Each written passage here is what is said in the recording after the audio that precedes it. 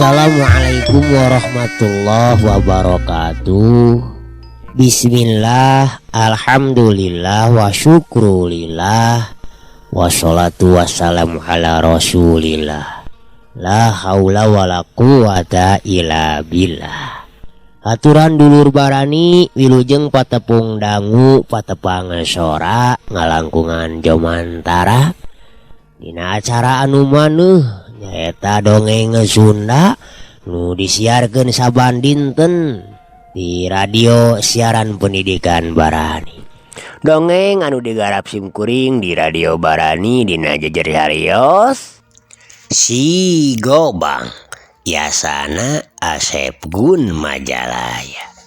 Atuh dulur Barani sadayana sataacan Kang Yus ngalajengkeun carios dongengna bawi raos tunda siapunten ya tina sanes-santen kehilapan kakiranganana imati pangarang imati Kang Yusnya mudah-mudahan katampi wae kalayan kabingahan atuh supados nyangkolong kana waktos sementawis ngintunana dikumkeun heula mangga geura tatan-tatan siapkeun lalawuhna siapkeun koplaina ududna hahaha kabarayun sadayana der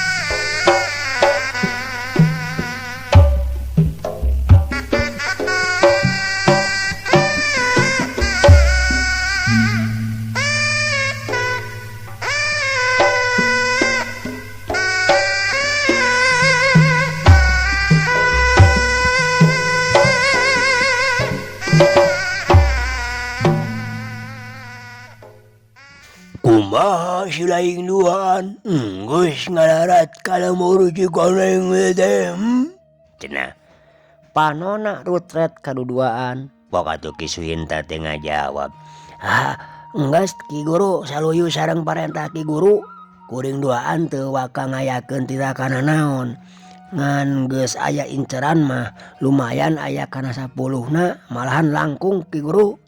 Temala Ki Suhinta ngajelaskeun da dewek oge teu marentah ngalakukeun nanaon euy paling ti mimiti peuting isukan si laing duaan kudu kadar itu deui pikeun nyokot budak parawan urang dinya hiji-hiji wae engke selang sabulan cokot deui hiji kaharti. Siap Ki Guru. Ari peuting kamari cenah Ki Jaman jeung Ki Darsi mah teu hasilnya mawa budak parawan ti lemur babakan jareuh teh. Nah aya naon kitu bisa gagal Ki Guru? Ki Suhinta tuh maya ngeunaan kajadian nu tumiba ka Ki Jaman sabatur-batur. Kumbae teu kudu hayang nyaho alesanna mah euy. Ku dewek geus diubaran ti luarna oge. Diubaran? Diubaran kunaon kitu Ki Jaman teh Ki Guru? Ki Suhinta anu memang teu nyahoeun ngeunaan Ki Jaman jeung baturna anu taratu ku sabetan Gobang Naraka Seta. Manehna jadi ngerasa kaget.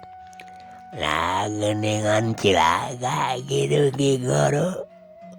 Atuh Ki Komod ge sarua nanya. Enggeus lah panjang dongengna mah atuh. Lamun dicek-cek ti mimiti mah hoream dewek nyaritakeunana oge. Kieu lah Kiki bakal nyaho juga ayeuna mah geura baralik ka ieu mah si laing dewek masih kene aya pigawean euy. Dulur Barani atuh geus dikitukeun ti gegendugna mah Nuduaan teh terus we marulang ka imahna sewang-sewangan. Sabab kalau lobaan anak balad kita rego sideung mah memang teu salilana ngahiji jeung gegedugna.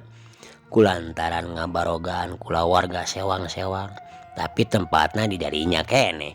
Sedangkan ari kita rego sideung manehna resep nyorangan di imahna teh. Ting boga pamajikan ting hanteu. Dati saprak datang kadinya oge teu mawa batur sorangan we tug nepi ka danget harita. Ngeunaan tempat anu ayeuna jadi tempat pamatuhanana eta teh hasil jasa Ki Tergo Sideung anu ngabukbak eta leuweung kalawan dibarengan ku elmu kadijayaanana oge dibantu ku para siluman silemin patalukanana. Ki Tergo Sideung teh saurang dedengkot rampok gerot anu geus lila makalangan. Kalawan teu woleh diuber-uber wae ku pihak nu wajib. Nya akhirna manehna katut sakabe balad-baladna tumetep di tempat eta. Nepi ka sabagian baladna aya anu nepikeun ka kulawargaan. Matak lumayan aya sababaraha hiji imah di tempatna teh. Salila ieu can aya saurang jalma anu nyanaheun ka tempat eta. Cindekna mah aman weh Ki Tergo Sideung teh tumetep di dinyana teh. Teu cara keur di luareun eta tempat memang aneh kadengena. Nah eta tempat bisa teu kanyahoan atawa teu kaciri ku jalma-jalma anu pareng kadinya. Sabab eta patempatan geus dijaga ku para siluman silemin patalukan Ki Tergo Sideung tadi teh. Jadi mun aya jalma nu ngaliwat kadinya moal nyahoeun jeung moal katempoeun yen di dinya teh aya lembur. Komo ieu mah pan eueuh jalma anu nyaba kadinya mah estuning di tengah leuweung geledegan. Kocapkeun deui ayeuna Rakaseta anu keur ngadedempes di saluareun imah. Manehna ngarasa yakin yen eta imah jeung jalma anu boga imah teh pasti anu katelah si Tergo Sideung teh. Gegedugna komplotan karaman Tergo Sideung. Atuh lalaunan manehna mundur ngajauhan imah Ki Tergo Sideung teh. Sanggeus lumayan jauh gek Rakaseta diuk dina batu anu aya di dinya. Leng Rakaseta teh ngahuleng neangan cara sangkan bisa manggihkeun tempat dikurungna awewe-awewe nu geus dibarawa ku baladna si Tergo Sideung. Aing ngarasakeun aya hawa panas di sakulilingin imah si Tergo Sideung. Aing yakin si Ki Tergo Sideung teh boga balad nu lain manusia. Kudu mikir kieu mah ya. Ulah boros siluman mana apan balad-baladna oge rata-rata mimbana kasakten anu bedanya lain bantrak-bantrakeun. Piraku aing kudu langsung ngambat Ki Patih Ranggaulang mah jeung gobang nagawalangna sakalian gitu. Asa acan kudu wala kuatalah aing rek asup we ka imahna hayang nyaho.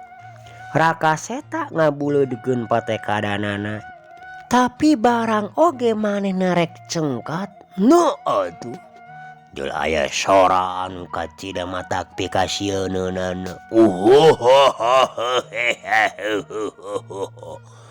Nya manusia ngarek nyanyahaon ngajedog di dieu ngurang ngajar nya wanyi-wanyi ngasup ngadiem tampang ngidin tingaing.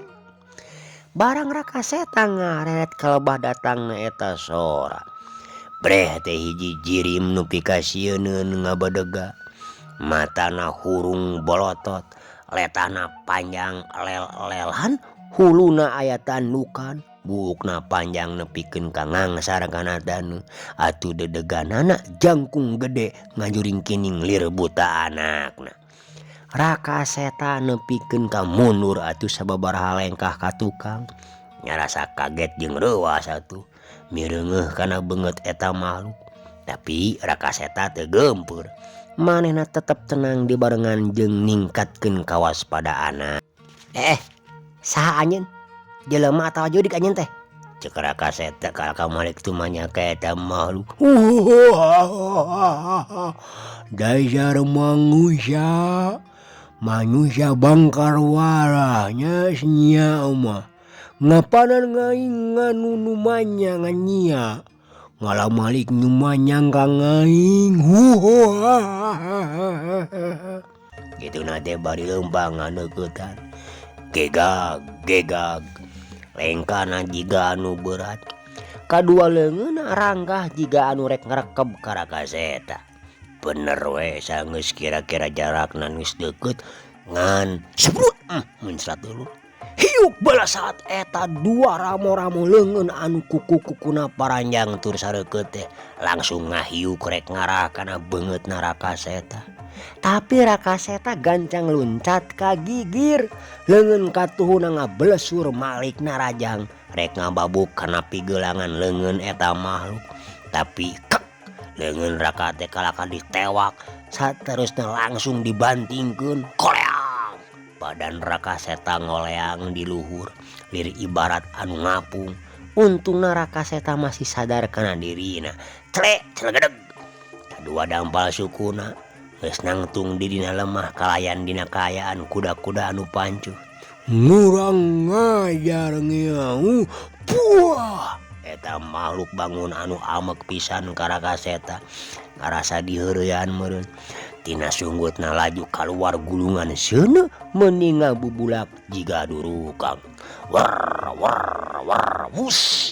Gulungan-gulungan seuneu tina sungut eta makhluk teh pasusul-susul rek ngaduruk kana awak Raka Seta.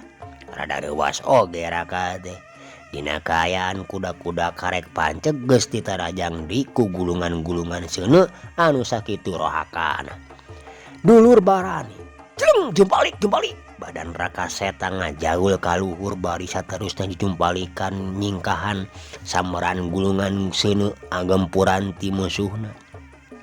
Barang Raka Seta geus nincakeun deui sukuna dina taneuh teu kanyahoan ti mana daratangna. Di hareupeunna geus aya kana 10 jirimna makhluk anu wujudna meh sarua sarihungan tanukan jeung ngarelel. Beungeutna barolotot panonna matak pikasieun pokona mah. Weh, matur.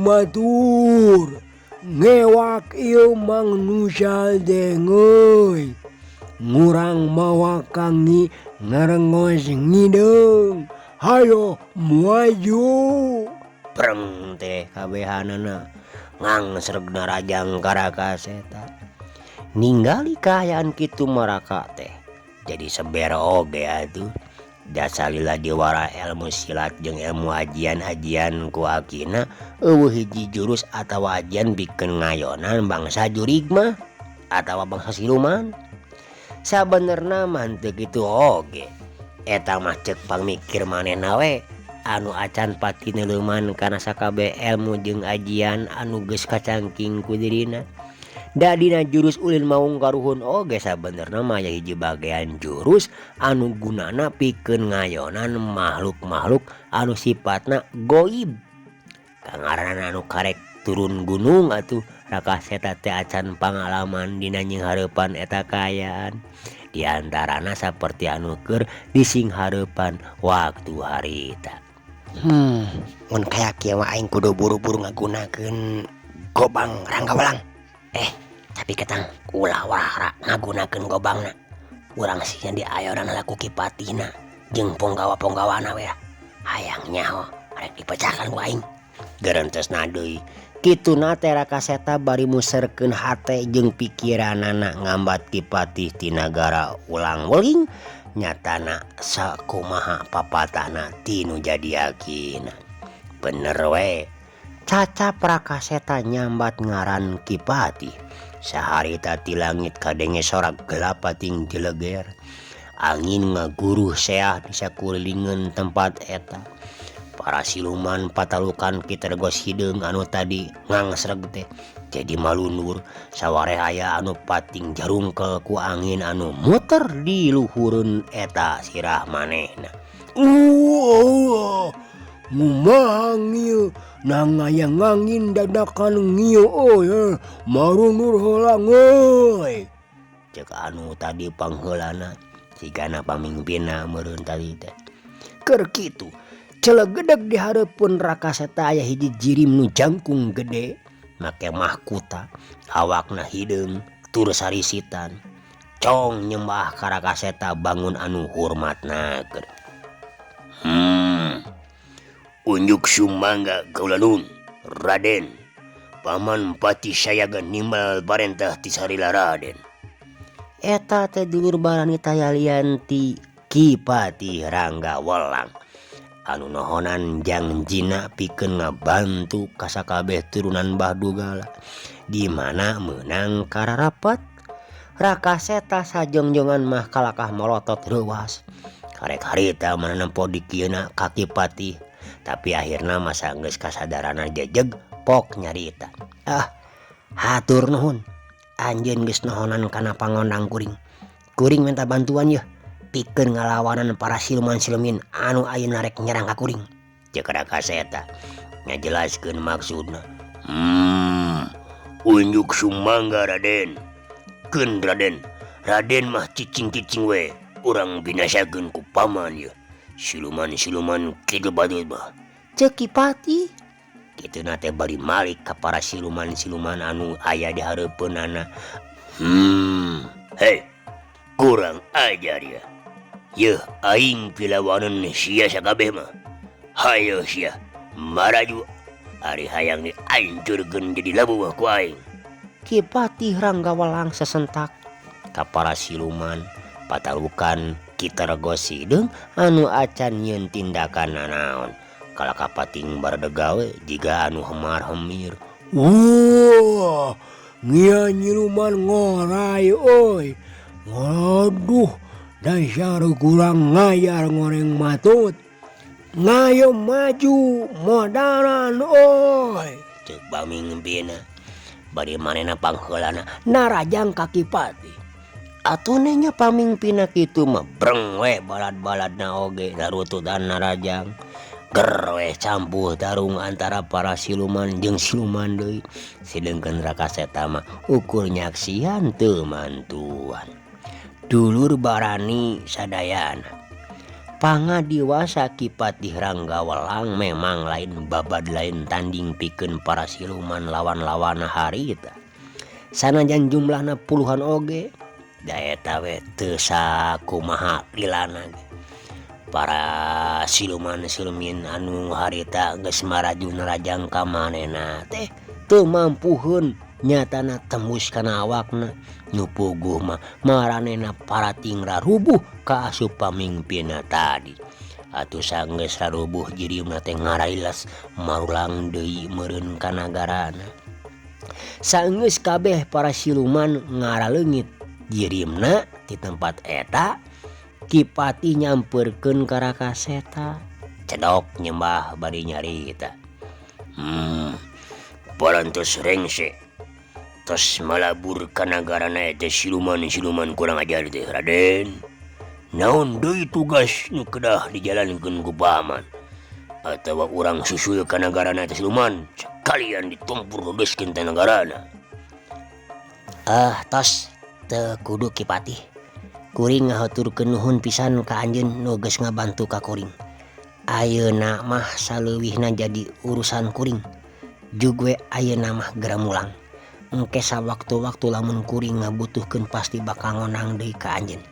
Ceuk Rakaseta.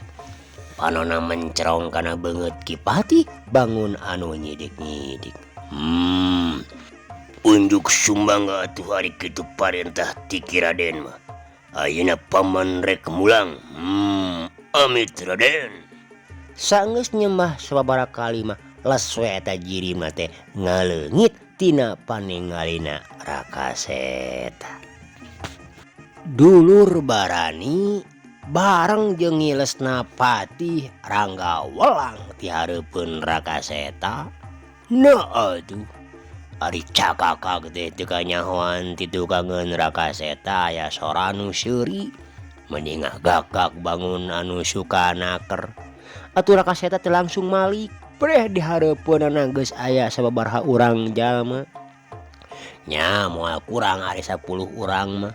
Papakeanana sing sarua hideung, kabeh marake Taragos Hideung. Anu panghareupna taya lian ti Ki Taragos Hideung salaku gegedug Karaman Taragos Hideung. Sabab palebah tarangna aya gambar tangkorak kalong hideung teh minangka tanda yen manehna nu jadi pamimpinna.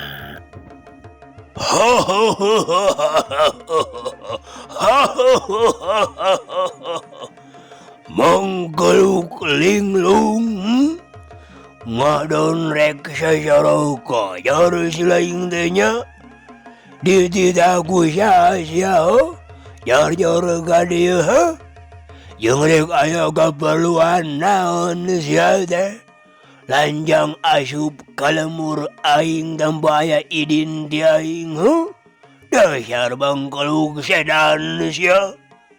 Ceuk eta si Taragos Hideung tutunyuk dibareng ku hahaok ka Rakaseta. Rakaseta sadar kana kaayaan nu rek disanghareupan ku dirina. Kalawan ku sikap anu tenang pok nyarita. Kuring teu dititah ku sasaha. Ngahaja we kuring ka dieu datang. Nyatana hayang panggih jeung anu katelah si Taragos Hideung. Salaku gegedug manusa-manusa anu geus ngiwat sababaraha budak parawan ti lemur babakan careuh. Ceuk Rakaseta. Kurang ajar siam rek jadi pahlawan kaberangan silaing teh. Gede hatenya rek ngilu ikut campur pipilueun kana urusan dewek. Yo denge ku sia budak beunjeuh. Yo nya aing pisan nu katelah si Taragos Hideung. Aing nugaskeun ka sakabeh balad-balad aing pikeun nyulikan budak-budak parawan ti lemur-lemur deuleu. Laingan ukur ti lemur babakan careuh hungkul malahan mah.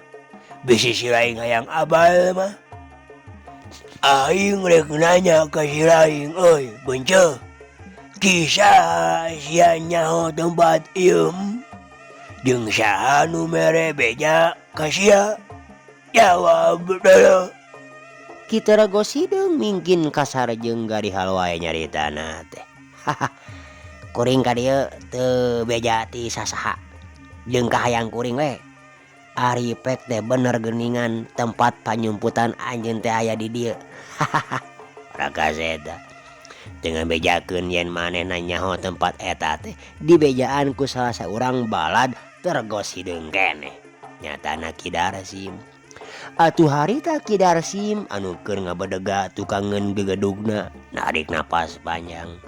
Di jero hatena manehna nganuhunkeun ka Rakaseta. Sabab lamun Rakaseta ngabejakeun anu sabenerna geus tangtu dirina bakal meunang hukuman ti nu jadi gegedugna. Paling untung ditek-tek leungeunna wae mah. Nyatana ku si Taragos Hideung. Ngebajot jiga nu heueuh sia. Mustahil eueuh nu ngabejaan mah. Sia bisa jojor asup ka dieu. Tapi bae dewek moal rek tutuluyan ngabahas soal eta. Nyata si laing geuning ngabalad jeung siluman oge geuning. Para siluman patalukan aing nepikeun ka mabur kabeh heuy. Tapi pikeun dewek ye si Taragos Hideung. Moal mere idin ka saha wae musuh anu geus kumawani asup ka dieu. Pikeun bisa mantong deui. Hareutina sia kudu modar jadi tumal lembur dewek ngaleuh deui. Dulur barani. Rakaseta teu nemalan. Ukur seuri leutik jiga anu teu pati mirosea kana ancaman Ki Taragos Hideung teh. Coba kalau kau nyengir sia ngaledek saja ka dewek. Come on, Suhinda, jeung kabeh nu lainna. Ayo, poldaran mentong ngajar daug wae sia teh. Ieu mangkeluk teh geura cacag ku sararea. Kitu regos hideung marentah ka balad-baladna pikeun ngaraponan Rakaseta teu kudu 2 kali dia marentah atuh dulur ngan ceng sebut. Sababaraha anak buahna langsung ngagarajeng bari pating serepet ngalugas bedogna rek ngarecah badanna Rakaseta. Aduh. Nah, asana naon teh geus metakeun badog atuh. Wah, dasar ieu mah jawara-jawara cacing cau. Ceuk Rakaseta ngomong kitu na teh bari ngajaulkeun awakna ka luhur. Treng. Waduh, alah. Sakabeh nu narajang ka Rakaseta. Langsung maranehna pating garero, pating karoceak. Bedog tina masing-masing leungeun racleng lepas tina cekelanana. Jabati kitu Eta bodogna kabeh ge pararotong jadi sababaraha bagian ku Rakaseta dipapag ku gobang kabuyutanana. Harita Rakaseta masih ajeg dina tangtunganana leungeun katuhuna katempo kerenyep menggobang kabuyutan pusakana. Padahal manehna sorangan teh henteu ngambat kana gobangna. Tapi nalika musuh-musuhna ngangsreg darajang, eta gobang geus aya dina panyekelna kalawan gerak anu kacida cepetna jeung kilatna jiga aya anu mawa. Rakaseta ngababadikeun gobangna ngabendung kabeh bedog-bedog lawanna nu geus nyampeuk kana badanna. Teu ukur sakitu, gobang dina panyengkelna teh teu katahan langsung nyeleber but-but ngahancak kana badan-badan lawanna anu harita masih pating jurah roh luhureun lemah. Puguh we. Kareuwasna tadi basa bantrok jeung bedog maranehna ge acan jejeg disusul ku sabetan gobang anu sacara pas susul-susul jiga kitu. Geus teu bisa diponahan deui. Kabehanana langsung rarubuh dina kaayaan masing-masing awakna teh darawang keuna ku sabetan gobang Rakaseta. Dulur barani atuh kabehanana geus teu bisa maranggap mulia deui pating galebru garuyang getih. Aya anu kasabet dadana, anu karogok beteungna, anu ampir buntung wae leungeunna jeung rea-rea deui. Si Teregos hideung nepikeun ka calawa gaduh meh teu percaya kana naon rupa anu keur disaksian anu tumiba ka anak buahna. Tapi Ki Teregos hideung memang lain jago atawa jawara anu karek kamari sore.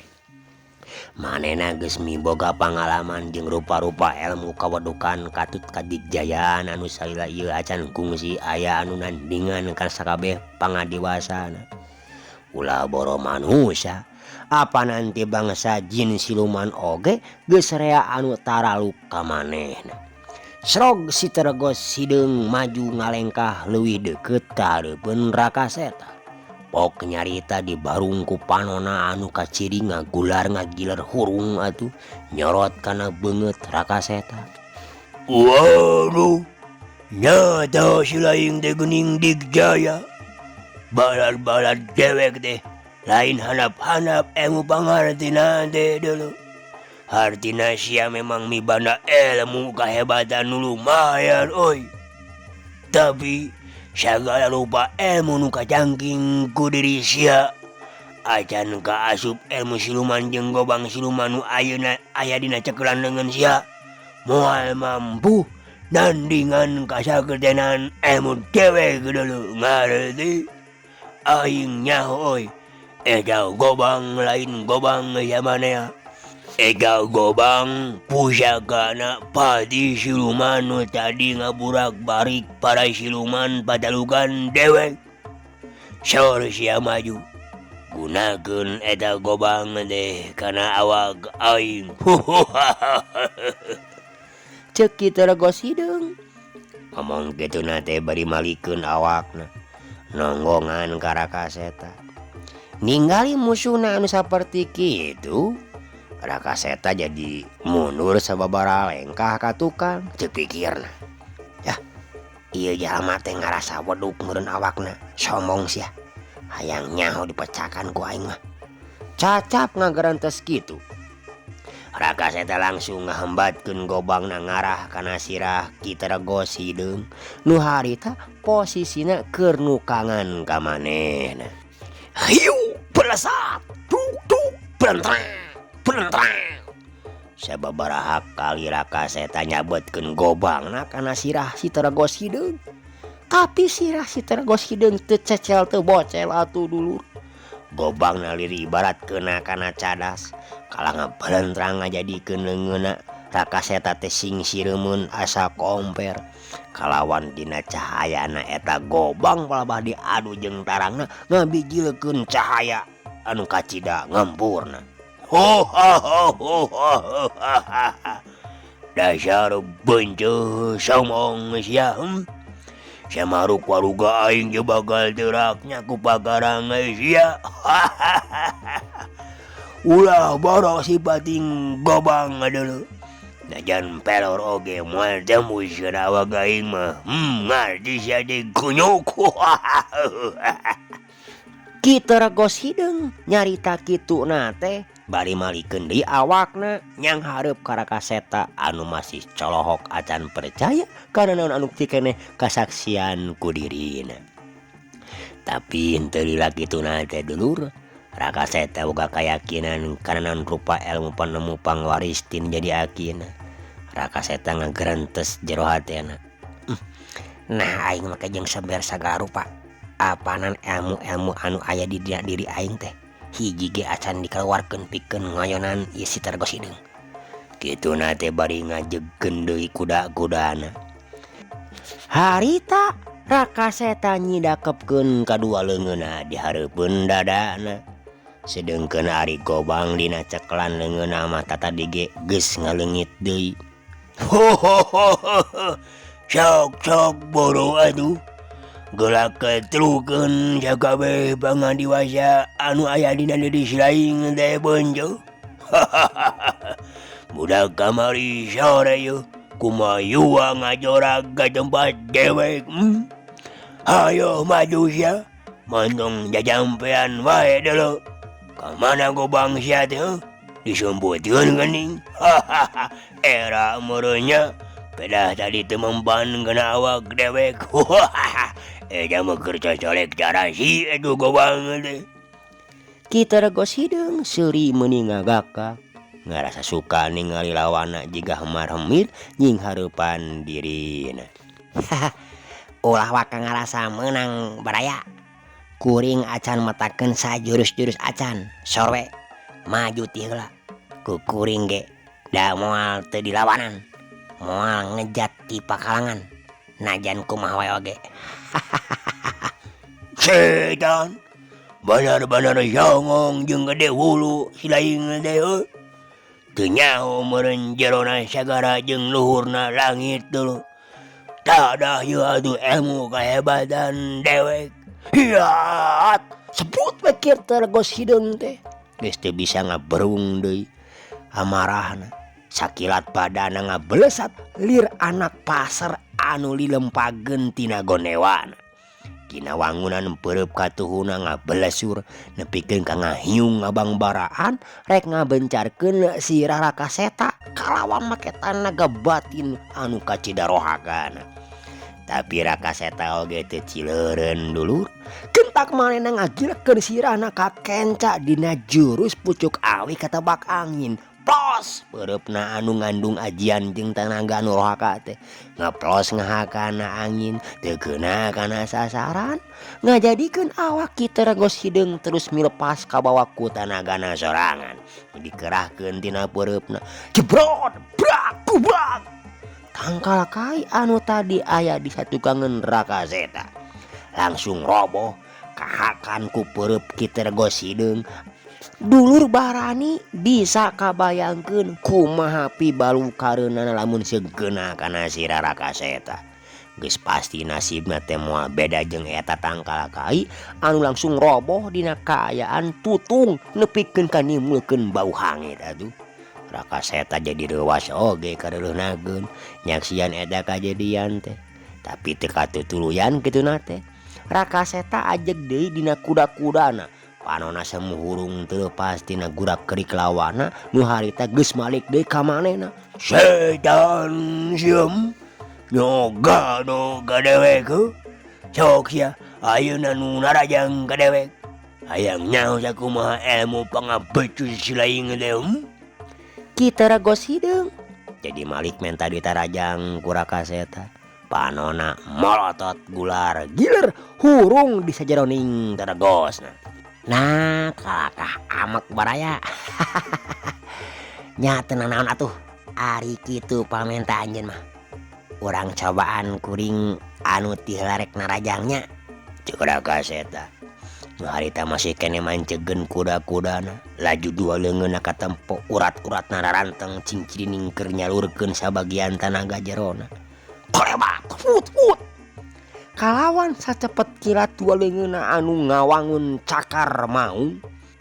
Dina jurus ulin maung karuhun nyatana maung ngrekeb mangsa. Harita ngabelesat ngarah kana beungeut kita regos hideung. Tapi kita regos hideung teu ngejat tina tempatna. Dua leungeun cakaran Rakaseta teh dipapagkut leungeulan kepangna. Duk. Dua bentrokan kekuatan disalurkeun ngaliwatan dua leungeunna teh geus teu bisa dipondah deui. Anu ngajadikeun dua anana dulur barani pating jadi jeug sababaraha lengkah ka tukang. Rakaseta ngarasakeun dua ramo-ramo leungeunna kenca katuhuna asa kempreng jeung sing hireumeun. Sedangkan kita ragos hideung ngarasakeun leungeunna tina pigeulangna teh pikeun ka sikuna teh lir anu tos ngahantem batu cadas atuh. Karasana teh asa remuk satulang sani. Kurang ajar. Bener-bener nyalutak ieu teh ya. Nyaoga dosa teh kunyuk. Rasakeun ieu teungulan dewek hias sebut. Muncrat dulur. Kita ragos hideung bener-bener geus teu bisa ngawasa deui amarana. Harita kene nyebut ngebelesat liri ibarat kalong anu nyamber mangsa. Dua pasang leungeunna nyuruntul ka hareup dina kaayaan meureub. Sedengkeun panona hurung nyebrotkeun cahaya panas ditujukeun ka Rakaseta. Rakaseta nepikeun ka ti buburanya atuh nyingkaan panarajang kita ragos hideung teh anu kacepetana meh teu katuturkeun ku panona. Gurentel. Rakaseta teh bisa mikir panjang, manehna ukur bisa ngalabuhkeun awakna dina jurus kalakai murag. Anu saterusna gogorentelan nyingkahan panarajang lawana. Setan sia ngadon gugulidikan jiga budak bolon wae sia mah. Raya rugunyuk bulug. Kita ragos hideung langsung dinyusul tepus ku gerakan anu sarua jiga tadi. Belesat hiuk sebut. Kak aja jampean wae baraya. Cek Rakaseta. Kituna teh bari ngajaulkeun badana ka luhur nepikeun ka sababaraha deupana tina taneuh. Sabari awakna anu ngalayang jiga kitu teh Rakaseta metakeun jurus maung karuhun dina tingkatan anu pamungkas. Dua cakar leungeunna nyemprung ka handap mapag dua leungeun lawana anu harita keur nyuruntul ka lebah awakna. Des jegeg. Kita ragos hideung sukuna ngajari jeug ka tukang. Katara panona buburi lengan bangun nahan ka nyeri. Mun seug teu make taragos mah geus tangtu katampo beungeutna teh murinis sabab dua peureupna anu tadi bantrok jeung cakaran dua leungeun Rakaseta. Karasana teh linu jeung semu panas lir anu direrab ku seuneu atuh. Nya Rakaseta ge sarua dulur, dua cakar leungeunna teh asa paretes nalika tadi bentrok jeung dua leungeun atawa peureub kita ragos hideung. Sajongjonan mah duana ngadon pating jarga bari pahareup-hareup sarta masing-masing ngaharegag atuh. Jika geus nanjak capek atuh kita ragos hideung ngaku dina jero hatena yen ieu budak ngora teh nu ngaran Rakaseta alias si Gobang teh memang cenah lain lawan bantrak-bantrakeun. Elmu pangadawiasana teh memang kacida luhurna. Sanajan tangtunganana kasebut budak kamari ieu, tapi tanaga jerona nyata geus mampu nandingan tanaga jero anu aya dina dirina. Sanggeus silih pencrong bari ngadu pangabaran. Pok Rakaseta teh nyarita. Alah, Nah kakak ngajentul gitu. Aduh, sok atuh. Lain dek dicacak jenawak abi teh. Maju deui. Katrukeun deui. Sagala lupa pangabisa teh. Dulur Barani. Puguh we.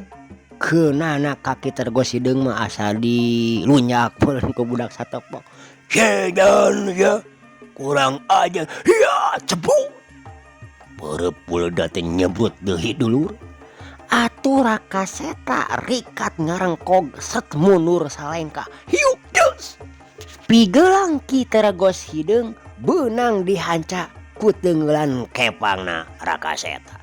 Beureum eta kene langsung ngedagor kana gadona ki tergos hideung. Cuk. Ki tergos hideung ayeuna mah ngagero nahan ka nyeri. Sabab kahiji teu make jejehan, kadua teungeulan Rakaseta ayeuna mah bener-bener dipulgeun sakabehna. Ilmu pangadiwasana dina masalah tanaga jerona teh dipuserkeun kabeh, utamana mah ilmu maung karuhun masalah batin.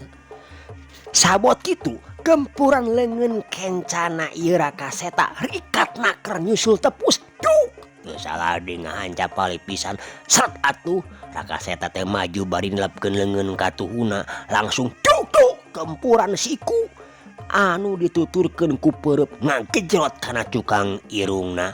Ieu ki tergos hideung meh bareng jeung datangna leungeun kencan nu mindo kana pale pisan. Cuk. Dulur Barani. Antuk nama ki tergos hideung teh ngagerung bari badana kontan ngagedebut. Tapi ki tergos hideung ngagentak ngagurinjal.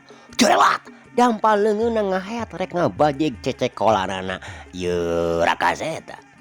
Orok aya atuh. Rakaseta bari jeungeus sakumaha ripuhna geringeus ngagentak ngagencat habak atuh leungeun ieu ki tergos hideung teh. Palebah pigeulangna beunang dijejek nyatana kusukuna ieu Rakaseta dina jurus kuda beger bari jeung make tanaga sapinun.